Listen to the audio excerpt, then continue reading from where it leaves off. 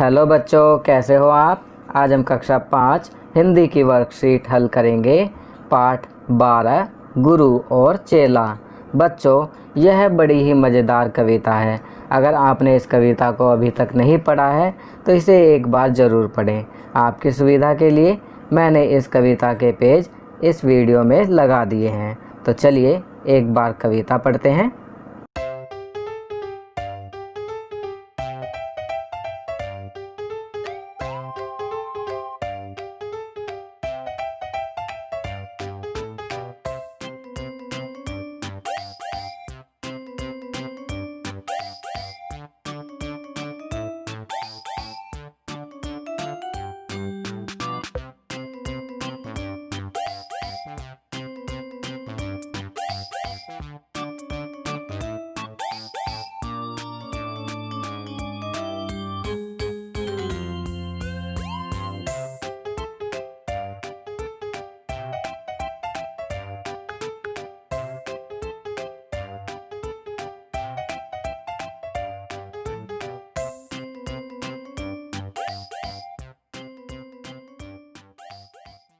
कविता पढ़ने के पश्चात चलिए अब वर्कशीट हल करते हैं। प्रश्न 1, निम्नलिखित शब्दों के अर्थ लिखकर उनसे वाक्य बनाएं। नीचे कुछ शब्द दिए हुए हैं, हमें इन शब्दों के अर्थ लिखकर इनसे वाक्य बनाने हैं। पहला शब्द है हाट। हाट का अर्थ होता है बाजार। दूसरा गगरी। गगरी का अर्थ होता है घड़ा। तीसरा शीश। शीश का अर्थ होता है सिर। चौथा विवश। विवश का अर्थ होता है मजबूर। पांचवा अनबूझ। अनबूझ का अर्थ होता है नासमझ। छठा डपट। डपट का अर्थ होता है डांट। तो चलिए अब इन शब्दों से वाक्य बनाते हैं। पहला हाट, तो इसका वाक्य बनाएंगे, कल हम दिल्ली हाट जाएंगे। गगरी। गगरी में पानी भरा हुआ था। शीश, रावण के 10 शीश थे। विवश, नींद आने पर भी रोहन पढ़ने के लिए विवश था। अनबूझ, अंधेर नगरी का राजा अनबूझ था। डपट, माँ ने बच्चे को डपट कर सुला दिया। बच्चों, आप इन वाक्यों के अलावा अन्य वाक्य भी इन शब्दों से बना सकते हैं। चलिए आगे बढ़ते हैं। प्रश्न 2, वाला शब्द जोड़कर बनने वाले कोई 4 शब्द लिखें। उदाहरण मशक वाला। तो चलिए शब्द बनाकर इन बादलों में लिखते हैं। पहला शब्द बनाएंगे चाय वाला। दूसरा सब्जी वाला। तीसरा दूध वाला। चौथा कपड़े वाला। इसके अलावा भी अन्य शब्द बना सकते हैं, जैसे बिजली वाला, प्रेस वाला, फल वाला इत्यादि। प्रश्न 3, उचित विशेषण लिखकर रिक्त स्थान की पूर्ति करें। यहाँ खाली स्थान में आपको विशेषण लिखकर वाक्य को पूरा करना है। पहला डैश, बारिश से पूरा गांव पानी में डूब गया। तो यहाँ हम लिखेंगे तेज। तेज बारिश से पूरा गांव पानी में डूब गया। दूसरा, मैंने कल बहुत ही डैश रबड़ी खाई। तो यहाँ हम लिखेंगे स्वादिष्ट। तीसरा डैश, राजा के फांसी पर चढ़ने से प्रजा में खुशी की लहर दौड़ गई। तो यहाँ हम लिखेंगे मूर्ख। मूर्ख राजा के फांसी पर चढ़ने से प्रजा में खुशी की लहर दौड़ गई।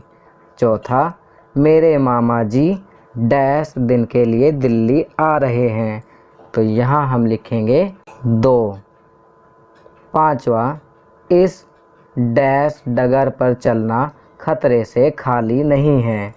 तो यहाँ हम लिखेंगे मुश्किल। इस मुश्किल डगर पर चलना खतरे से खाली नहीं है। चलिए आगे बढ़ते हैं। प्रश्न 4, निम्नलिखित शब्दों से मिलती जुलती आवाज़ वाले दो दो शब्द लिखें। पहला है चेला, चेला से मिलती जुलती आवाज़ वाले शब्द लिखेंगे केला, ठेला। दूसरा डगरी, डगरी से मिलती जुलती आवाज़ वाले शब्द लिखेंगे नगरी, गगरी। तीसरा दमकती, दमकती से मिलती जुलती आवाज़ वाले दो शब्द लिखेंगे चमकती, खटकती। चौथा बढ़ाओ, बढ़ाओ से मिलती जुलती आवाज़ वाले दो शब्द लिखेंगे पढ़ाओ, चढ़ाओ। प्रश्न 5, गुरु ने संकट की घड़ी में अपने चेले के प्राण कैसे बचाए। तो इसका उत्तर लिखेंगे गुरु और चेला दोनों फांसी पर चढ़ने के लिए लड़ने लगे। जब राजा ने लड़ने का कारण पूछा तो गुरु ने कहा कि जो इस फांसी पर चढ़ेगा वह अगले जन्म में राजा बनेगा। अगले जन्म में राजा, इतना सुनकर राजा फांसी पर चढ़ गया और चेले के प्राण बच गए। चलिए अगला प्रश्न करते हैं। प्रश्न 6, आप अपना सच्चा गुरु किसे मानते हैं और क्यों, उदाहरण द्वारा समझाइए।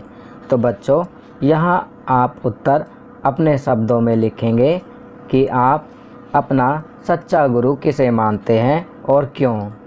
तो इसका उत्तर आप स्वयं लिखेंगे। आपकी सुविधा के लिए मैं यहाँ लिख रहा हूँ, मैं अपना सच्चा गुरु अपनी माँ को मानता हूँ क्योंकि वो तब से मुझे अच्छी सीख दे रही है जब मैं विद्यालय भी नहीं जाता था।